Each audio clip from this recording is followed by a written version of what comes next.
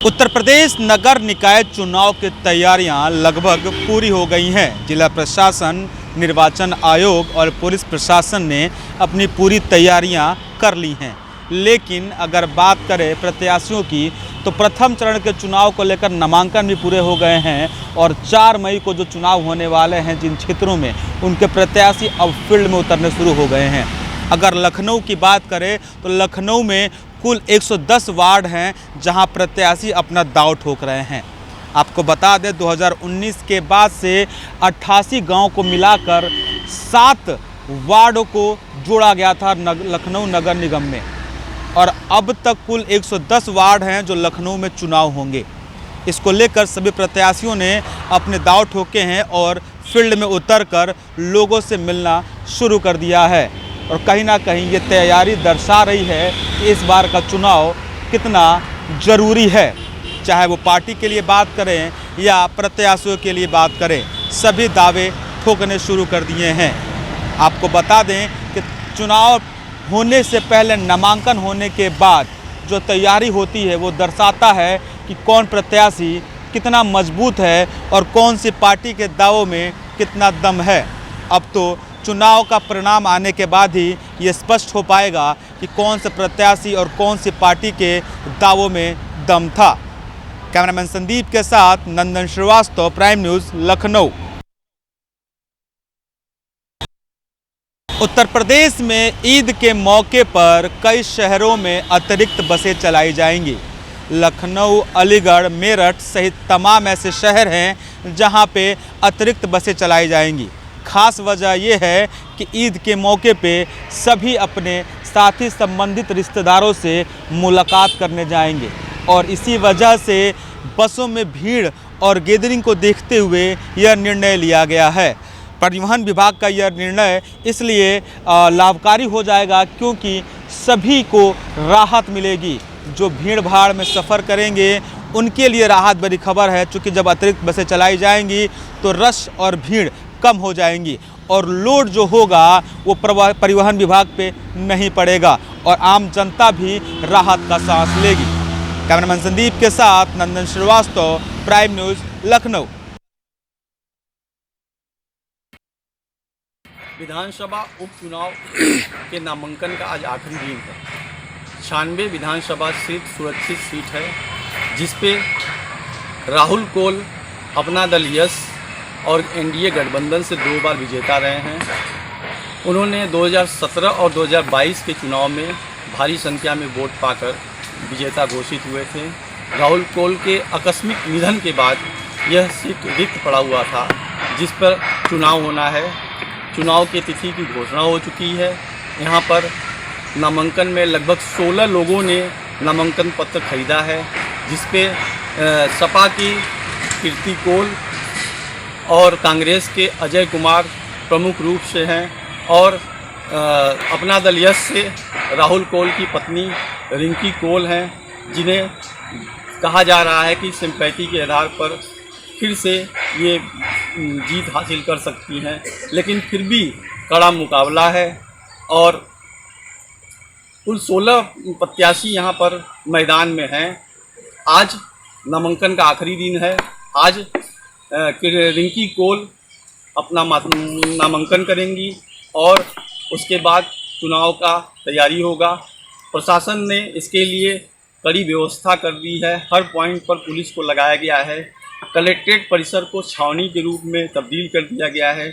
और हम ये भी बताते चलें कि 96 विधानसभा में वोटर जो हैं वो सामान्य भी हैं, अनुसूचित जाति की भी है।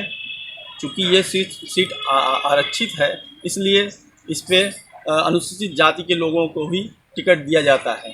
हम बता दें कि पहले कभी विधानसभा 96 में कांग्रेस का कब्जा था।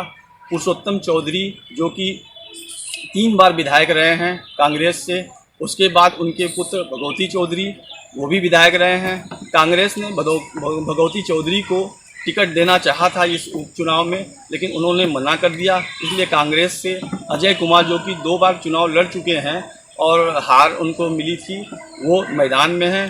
कुल 16 प्रत्याशी हैं। कल वोट नामांकन पत्रों की जांच की जाएगी और उसके बाद नाम वापसी के बाद जो लोग बचेंगे वो मैदान में होंगे और उनका जोड़ तोड़। जिले में 144 धारा लगा हुआ है। संवेदनशील स्थानों पर पुलिस बल की सारी व्यवस्था की गई है। अपने प्रस्ताव वहाँ पर नामांकन के लिए प्रत्याशी के साथ उनके प्रस्तावक ही रहेंगे और गाड़ियों को दूर एक सुरक्षित स्थान पर लगाया गया है ताकि कोई भी चुनाव में यह गड़बड़ी न हो। कमिश्नर से लेकर जिलाधिकारी, पुलिस अधीक्षक सहित अनेक अधिकारी इस मतदान के लिए तत्पर हैं और गश्त कर रहे हैं ताकि किसी प्रकार की गड़बड़ी न हो। मिर्ज़ापुर से प्राइम न्यूज़ के लिए समरचंद। यूपी के शाहजहांपुर में एक दिल दहला देने वाली घटना सामने आई है। एक बेटे ने अपने पिता और दादी की गोली मारकर निर्ममतापूर्वक हत्या कर डाली है और हत्या की वजह महज संपत्ति के बंटवारे को लेकर विवाद बताया जा रहा है। दरअसल शाहजहांपुर के थाना तिलर क्षेत्र के मरक्कापुर गांव में आज सुबह एक ऐसी घटना घटी कि पूरे गांव में हड़कंप मच गया। दरअसल वहां रहने वाले एक परिवार में मोहित नाम के लड़के ने अपने पिता और दादी की गोली मारकर हत्या कर दी। वजह यह बताई जा रही है कि उसकी दादी ने अभी हाल ही में एक खेत बेचा था जिसके बदले में अपने पोते नीरज को 2 लाख रुपए भी दिए थे और बाकी रुपए उस वृद्धा ने अपने अकाउंट में जमा कर लिए, जिसको लेकर मोहित आए दिन अपने पिता और दादी से विवाद करता था। बताया जा रहा है कि इस विवाद में मोहित की माँ भी शामिल थी, जो बराबर उसके पिता और अपनी दादी से पैसे को लेकर रोज़ाना विवाद करता था मोहित कि बाकी के पैसे भी उसको दे दिए जाएं। आज सुबह इसी संपत्ति के बंटवारे को लेकर परिवार में विवाद हो गया, जिसमें मोहित ने पहले तो पिता उसके बाद दादी की गोली मारकर हत्या कर दी। वहीं सूचना पाकर शाहजहांपुर एसएसपी एस आनंद पुलिस फोर्स के साथ मौके पर पहुंचे और घटना के सारे तथ्य को जानने में लग गए। सूत्रों के मुताबिक अभी ताज़ा अपडेट ये है कि शाहजहांपुर पुलिस ने आरोपी मोहित को गिरफ्तार कर लिया है। शव का पंचनामा भर के पोस्टमार्टम के लिए भेज दिए गए हैं और गांव में फोर्स तैनात कर दी गई है ताकि किसी भी प्रकार की शांति व्यवस्था में खलल ना पड़े। शाहजहांपुर से प्राइम न्यूज़ के लिए कमल सिंह। संभल में जमीनी विवाद में फायरिंग में एक व्यक्ति की मौत हुई है जबकि दूसरा घायल है और वहीं बताया ये जा रहा है पुरानी रंजिश में लेकर या ज़मीनी विवाद में ये घटना हुई है। और दरअसल आपको बता दें ये पूरा मामला संभल जनपद के थाना रुपा क्षेत्र गांव में हुआ हसनगंज का है और जहां देर रात्रि लगभग 3 बजे चचा भतीजे के मतलब गोली लगी है और वहीं भतीजे की मौत हो गई है। बताया जा रहा है चचा घायल है और चचा के लिए जिला अस्पताल में भर्ती कराया गया है जहां उपचार चल रहा है। वहीं सूचना पर पुलिस भी पहुंच गई है और पुलिस ने सब कब्जे में लेकर पीएम को भेजा है और वहीं 3 लोगों के खिलाफ नामजद और एक अज्ञात के खिलाफ मतलब 4 लोगों के खिलाफ मुकदमा दर्ज कर लिया है और वहीं जो आरोपी है उनके लिए पकड़ने का हर संभव प्रयास कर रही है पुलिस। और वहीं ये बताया जा रहा है कि पुरानी रंजिश में बहुनी बांध से समय भूसे की उस समय देर रात्रि लगभग 3 बजे जो विपक्ष जो था उन्होंने उन पर हमला बोल दिया और हमले में एक व्यक्ति के जो है भतीजा उसको गोली लगने से मौत हो गई है और चचा गोली लगने से घायल हुआ है। बताया ये जा रहा है कि चचा अस्पताल में भर्ती है, उसका उपचार चल रहा है और जहाँ चिकित्सकों ने हालत नाजुक देखते हुए हायर सेंटर रेफर कर दिया है। फिलहाल पुलिस ने सब कब्जे में पीएम को भेज दिया है और पुलिस ने मुकदमा दर्ज कर जो आरोपी हैं उनके लिए गिरफ्तार करने के लिए हर संभव पुलिस प्रयास कर रही है। जो घटना है तो थाना रुपा क्षेत्र के मेहुआ हसनगंज गांव की है जहां बताया ये जा रहा है कि 2 माह पहले भी गांव में पुरानी रंजिश को लेकर विवाद हुआ था और ये पुराना विवाद होने पर ये दोबारा विवाद जो 3 बजे हुआ है उसमें एक व्यक्ति की मौत होने से गाँव में हड़कंप है, कोहराम परिवार में मचा हुआ है। फिलहाल जो परिजन है जो उससे जो विपक्ष है उससे देर रात फिर दोबारा घटना होने का आशंका जता रहे हैं। संभल से संतोष यादव, प्राइम न्यूज़।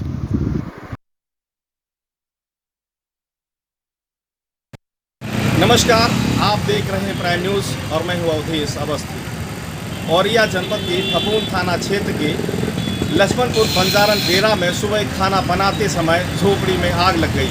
देखते ही देखते आग ने विकराल रूप धारण कर लिया।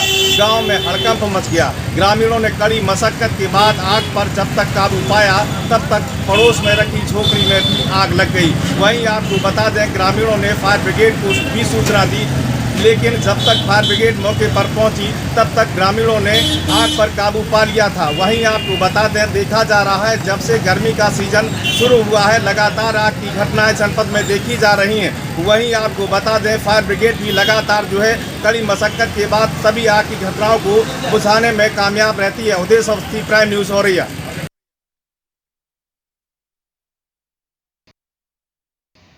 उत्तर प्रदेश के बदायूं जिले में एक दर्दनाक सड़क हादसा हुआ है। इस हादसे में 3 लोगों की मौके पर ही मौत हो गई, जबकि एक व्यक्ति गंभीर रूप से घायल हो गया। घायल व्यक्ति को इलाज के लिए जिला अस्पताल में भर्ती कराया गया है। मामला जिले के फैजगंज बेटा थाना क्षेत्र के मुड़ियाधुरे की गांव का है। यहाँ एक ओवरलोड भूसे से भरे ट्रक ने पिकअप में टक्कर मार दी, जिसमें पिकअप सवार 4 लोगों में से 3 लोगों की मौके पर ही मौत हो गई, जबकि एक व्यक्ति गंभीर रूप से घायल हो गया। सड़क हादसे की सूचना के बाद मौके पर पहुंची पुलिस ने तीनों के शवों को कब्जे में लेकर पोस्टमार्टम के लिए भेज दिया है।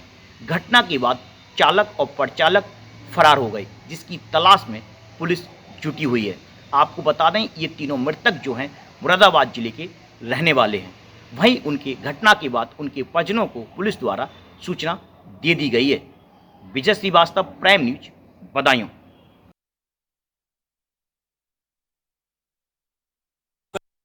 फतेहपुर जिले में चोरी का सिलसिला जारी है। चोरों के हौसले बुलंद हैं। ऐसा ही एक मामला फतेहपुर जिले के हुसैनगंज थाना क्षेत्र के 7 मील चौराहे पर एक मोबाइल शॉप में चोरों ने ताला तोड़कर चोरी की और कीमती मोबाइल वहां से उड़ा लिए। वहीं जब सुबह मालिक आया दुकान पर तो उसने शटर के टूटे ताले देखे तो उसके होश उड़ गए। आनन फानन में क्षेत्र के पुलिस को उन्होंने उसकी सूचना दी। वहीं मौके पर पहुंची पुलिस ने मामले को संज्ञान में लेते हुए मामला दर्ज करते हुए चोरों की धरपकड़ करने में जुट गई। अब देखने वाली बात तो ये है कि पुलिस चोरों तक कब तक पहुंचती है या नहीं, ये तो आने वाला समय ही बताएगा। Mumtaz Ahmed, prime news, Fatehpur. मेरठ में कपड़ा फैक्ट्री में भीषण आग लगी ही देखते देखते आग की लपटों ने पूरा आसमान काला कर दिया। लाखों का नुकसान हो गया है। मौके पर सूचना मिलने के बाद लगभग आधा दर्जन दमकल विभाग की गाड़ियां पहुंची और स्थानीय लोगों ने भी आग में काबू करने का लगातार प्रयास किया। वहीं जो सदर विधायक हैं रफीक अंसारी, उसके रिश्तेदार की ये फैक्ट्री बताई जा रही है जिसमें भीषण आग लगी है। कपड़ा व्यापारी जो है उसका नाम जो बताया जा रहा है वो हकीमुद्दीन है, जिसका लाखों का नुकसान हो चुका है, लेकिन अभी भी आग पर काबू पूरी तरह नहीं पाया गया है। दमकल विभाग की कई गाड़ियां पहुंच चुकी हैं। मेरठ में श्यामनगर का ये मामला है जहां ये पहली बार नहीं हुआ है। लगातार जो इंडस्ट्रियल एरिया है वो आग पर लगातार जो घटनाएं आती रहती हैं सामने, और ये जो फैक्ट्री है वो घनी आबादी के बीच है। ऐसे में लापरवाही सामने आ रही है, क्योंकि आबादी में इस तरह की फैक्ट्री चलना भी सही बात नहीं होती, उसका कानून का कहीं कहीं उल्लंघन होता है। वहीं एनजीटी के आदेशों को लेकर भी कहीं ना कहीं सामने बातें आ रही है, निकल कर आ रही है। स्थानीय लोग शिकायत भी कर रहे हैं, क्योंकि हताहत होने की भी कोई खबर सामने नहीं आई है, लेकिन माली नुकसान काफ़ी ज़्यादा हो चुका है, जिसको लेकर रफीक अंसारी भी वहाँ पर पहुँच चुके हैं। उन्होंने अपनी बात रखी है।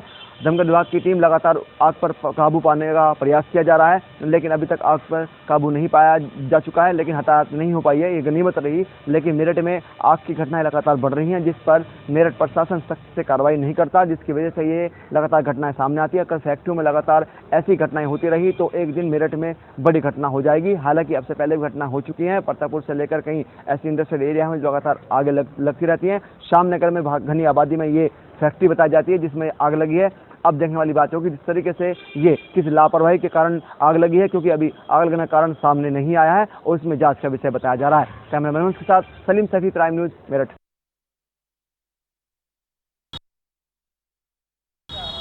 नगर निकाय चुनाव को लेकर के सभी राजनीतिक दल की पार्टियों ने तैयारियां जोरों शोरों से शुरू कर दी हैं। भारतीय जनता पार्टी ने भी तैयारियां जोरों शोरों से शुरू कर दी है। भारतीय जनता पार्टी ने अपने स्टार प्रचारकों का बाकायदा गठन भी कर दिया है। हम इस वक्त मौजूद हैं भारतीय जनता पार्टी कार्यालय के बाहर, जहां पर बाकायदा इस निकाय चुनाव के लिए सीएम से लेकर के सभी मंत्री यानी कि उत्तर प्रदेश सरकार के जो मंत्री होंगे, मुख्यमंत्री होंगे और संगठन के जो भी मंत्री होंगे वो बाकायदा इस नगर निकाय चुनाव में प्रचार प्रसार करते दिखाई देंगे। वहीं अगर बात की जाए अवध, काशी, गोरखपुर, कानपुर की अगर बात की जाए तो वहाँ पे भी कई बड़े मंत्री चुनाव प्रचार करते दिखाई देंगे।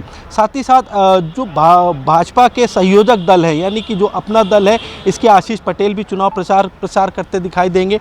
साथ ही साथ निषाद समाज की बात की जाए तो निषाद समाज के मंत्री हैं डॉक्टर संजय निषाद, वो भी उनके कंधों पर भी जिम्मेदारियां दी गई हैं। तो यानी कि ये कहा जा सकता है कि भारतीय जनता पार्टी पूरी तरीके से अब नगर निकाय चुनाव में प्रचार प्रसार करते दिखाई देगी, चाहे वो मुख्यमंत्री हो, चाहे वो डिप्टी सीएम हो, चाहे वो मंत्री हो सरकार के, सभी लगातार चुनाव प्रसार करते दिखाई देंगे, जनता के बीच जाते दिखाई देंगे। तो ये कहा जा सकता है इस नगर निकाय चुनाव के लिए भारतीय जनता पार्टी लगातार चुनाव प्रसार करती दिखाई देगी। लखनऊ से आशीष कुमार वर्मा, प्राइम न्यूज़।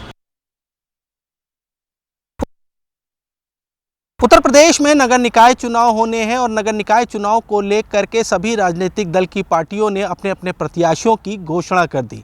सभी प्रत्याशियों ने अपने अपने पर्चे भी दाखिल कर दिए। ऐसे में बहुजन समाज पार्टी ने इस नगर निकाय चुनाव में मुस्लिम कैंडिडेटों को टिकट दिया है, यानी कि एक बार फिर से बहुजन समाज पार्टी मुस्लिम वोटों को साधने का काम कर रही है। हालांकि बहुजन समाज पार्टी दावे कर रही है कि इस बार के नगर निकाय चुनाव में ज़्यादा से ज़्यादा सीटें हासिल करेगी।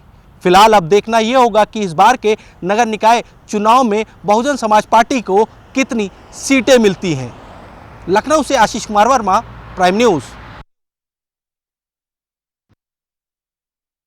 अमरोहा जनपद में लगातार तेज रफ्तार का कहर देखने को मिल रहा है। ऐसा ही मामला अमरोहा जनपद के नेशनल हाईवे पर देखने को मिला है, जहां एक बस ने बेकाबू होकर डिवाइडर पर चढ़ गई और 2 यात्री गंभीर रूप से घायल हो गए। जी हां, हम बात कर रहे हैं अमरोहा जनपद के नेशनल हाईवे 9 की, जहां पर एक बस बरेली डिपो की बस बरेली से दिल्ली जा रही थी और जाते समय नेशनल हाईवे 9 पर जो रैगिंग लगी हुई थी, बैरिकेटिंग, उसको बस ने बेकाबू होकर तोड़ दिया और बस डिवाइडर पर चढ़ गई।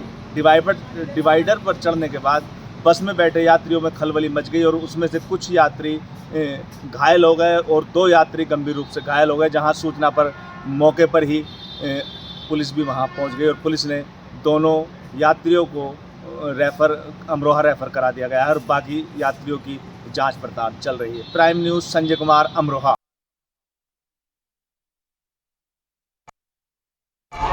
कानपुर में फिर एक बार दिल दहला देने वाली घटना सामने आई है।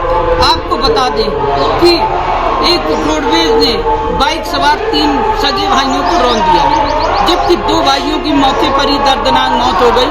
वहीं एक भाई गंभीर रूप से घायल है और उसे हेलत अस्पताल इलाज के लिए भर्ती कराया गया है।